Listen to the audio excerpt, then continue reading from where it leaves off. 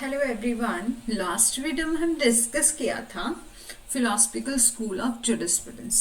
हम type of school of jurisprudence कर रहे हैं जिसमें हमने नेचुरल स्कूल, फिलोसफिकल स्कूल को कवर कर लिया है। यदि आपने नहीं देखा है तो लास्ट प्रीवियस वीडियोस आप देख सकते हैं। ठीक है, आज की इस वीडियो में हम डिस्कस करेंगे एनालिटिकल स्कूल।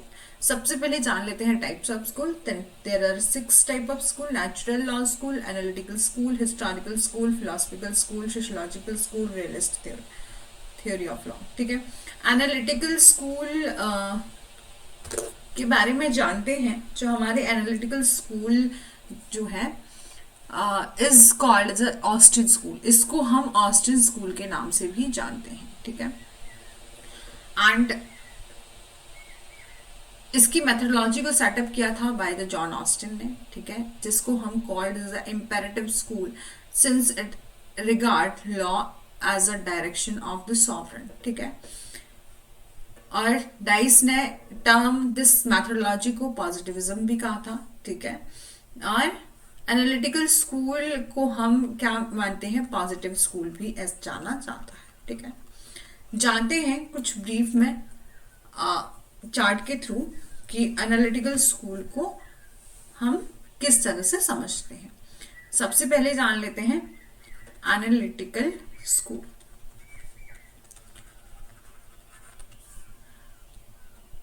जो कि बात करता है king can do no wrong. मतलब यदि लॉ बनाया गया किंग के द्वारा या सॉवरेन के द्वारा, सॉवरेन के द्वारा, चाहे वो किंग जो लॉ है वो बनाया जाए सॉवरेन मीन स्टेट के द्वारा, स्टेट के द्वारा। ठीक है, मतलब यदि लॉ बनाया जाए किंग के द्वारा या स्टेट के द्वारा, वो अपने आप में सॉवरेन है। वो ऐसा माना जाता है कि किंग जो है मतलब स्टेट जो है वो कभी गलत नहीं कर सकती। लॉ एज इट इज की बात करता है हमारा एनालिटिकल स्कूल। ठीक है, इससे कुछ फर्क नहीं पड़ता कि वो लॉ किस लिए बनाया जाए, क्यों बनाया जाए, उससे क्या इफेक्ट हो, किससे क्या मतलब उस पर क्या सही असर हो रहा है सोसाइटी में।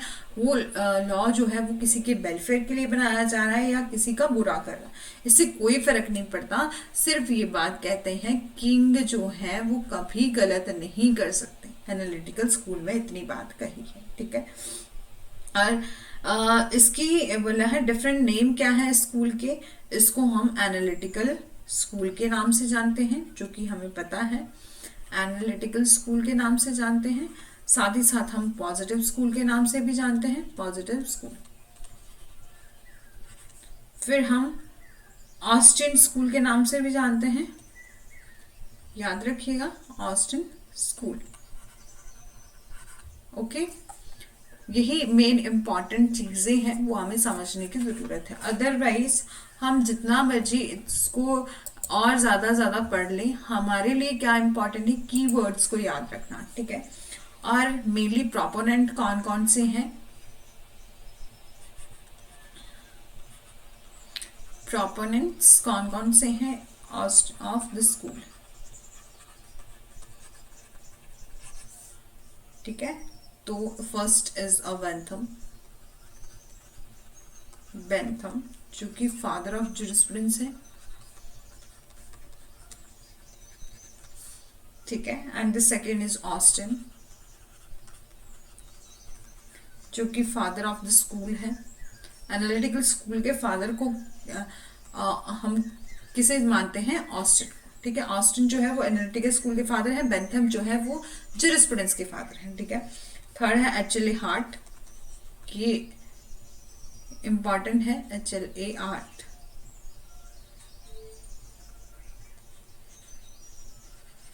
ठीक है, इन्होंने लॉ पॉजिटिविज्म की बात करी है, लॉ पॉजिटिविज्म की। ठीक है, और लॉ एज इट इज की बात भी एच.एल.ए. हार्ट ने करी, लॉ एज इट इज। ठीक है, और साथ ही साथ इसी में हम देखते हैं जो केल्सन है उन्होंने प्योर थ्योरी ऑफ लॉ दिया है,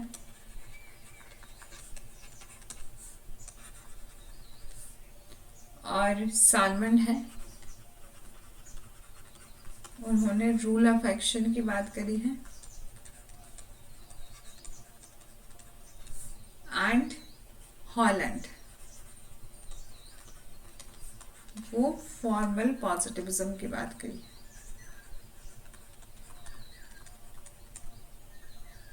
पॉजिटिव की बात करें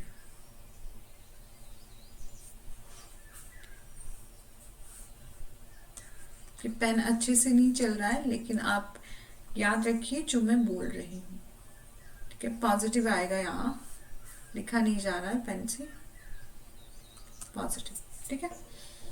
यही हमारे लिए इम्पोर्टेंट था ऑस्टिन के बारे में जानना, और एनालिटिकल स्कूल के बारे में इतना ही मेन इम्पॉर्टेंट चीज़ें थी, ठीक है।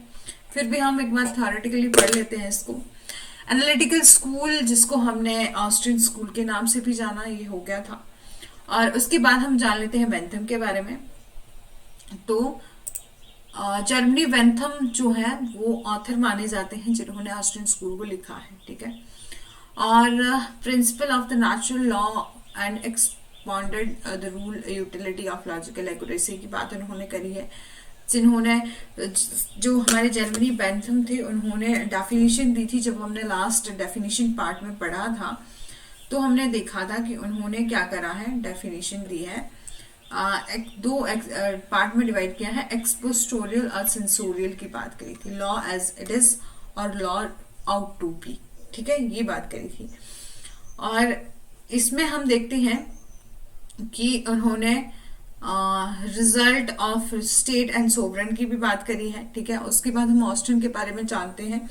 तो ऑस्टिन जो है वो इस स्कूल के फादर माने जाते हैं, और उन्होंने स्टैंडर्ड स्ट्रैटेजी की भी बात करी है, इन्वेस्टिगेशन वाज हिम, ठीक है।